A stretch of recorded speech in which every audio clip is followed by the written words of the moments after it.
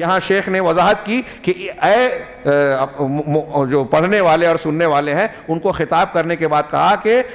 اہل بدعت مختلف زمانوں میں، یہ جو شیخ ابن عبد البر کی وضاحت سامنے رکھیے تو پتہ چلتا ہے کہ بدعتی لوگ الگ الگ زمانے کے ایک ہی قسم کے پائے جاتے ہیں، ایک ہی دل پر ہوتے ہیں، ایک ہی طریقے پہ ہوتے ہیں، قرآن کو پڑھتے ہیں لیکن قرآن کا معنی نہیں سمجھتے،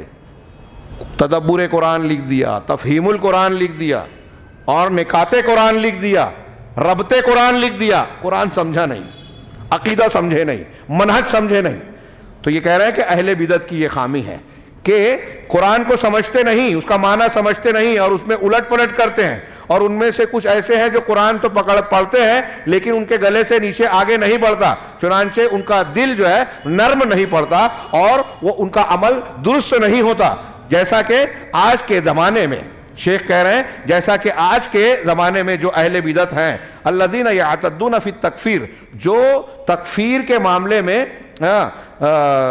ان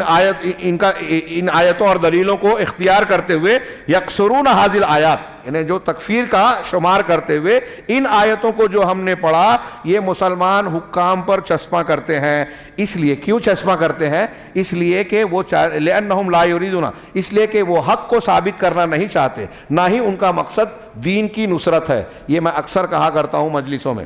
یہ جو اسلام پسند بولتے ہیں نا، یہ اسلام پسند نہیں ہے۔ جہاں ان کو اختیار قوت حاصل ہوا صاف صاف کہا کہ اسلام نافذ نہیں کریں گے۔ یوسف القرضاوی صاحب نام لے رہا ہوں، معاف کیجئے گا، اشارے کا موقع نہیں رہا، اور ایسی بڑی بڑی شخصیات جو اسلام پسندی کے جھنڈے لے کر دنیا میں گھوم رہے ہیں اور دوسروں کو کافر قرار دیتے ہیں۔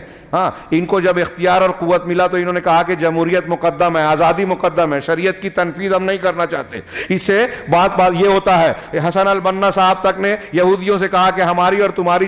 لڑائی جو ہے دینی نہیں ہے، دینی جھگڑا ہمارے اور تمہارے درمیان نہیں ہے، آن ریکارڈ کتابوں میں موجود ہے جو میں کہہ رہا ہوں۔ قرآن حدیث جن کو کہا کہ تمہارے دشمن ہیں اور وہ کہہ رہے ہیں کہ دشمن نہیں ہے، اسلام پسند، اسلامی تحریک، اسلام کی نفاذ، اقامت دین کا نعرہ۔ یہ عجیب و غریب تضاد ہے اور لوگ اندھے بہرے بنے ہوئے ہیں، دھوکہ کھاتے ہیں۔ خیر، تو یہ ان کا مقصد نہیں ہے، بلکہ وہ کیا چاہتے ہیں کہ یہ دراصل حکام سے نفرت کرتے ہیں، ان سے حقد جلن اور کینہ کپٹ رکھتے ہیں، لہٰذا چاہتے ہیں کہ ان حکام کے حکومت کو ہٹا دیا جائے۔